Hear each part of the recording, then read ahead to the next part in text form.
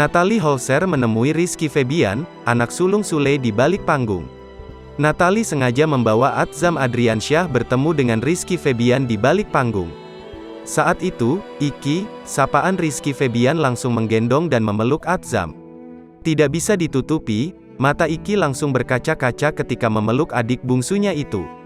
Senang, terharu, tutur Natalie, saat ditemui di Cipinang Indah, Jakarta Timur, Senin, tanggal 25 Juli tahun 2022.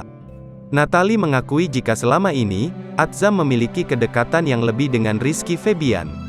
Akhirnya Iki ketemu adeknya, memang kan kalau Iki itu yang deket banget sama Atzam, sambung Natalie.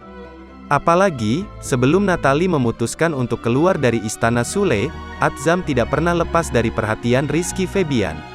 Kekasih mahal ini itu kerap menanyakan perkembangan adik bungsunya itu. Tidak jarang, Iki pun melakukan panggilan video dengan adiknya itu. Jadi sebelum kejadian ini, perceraian, Iki itu sering, "Bunda video call mau lihat Atzam, Bunda Atzam lagi ngapain, Bunda Atzam udah bisa apa?" Jadi dikasih ketemu Iki udah deh, tandasnya.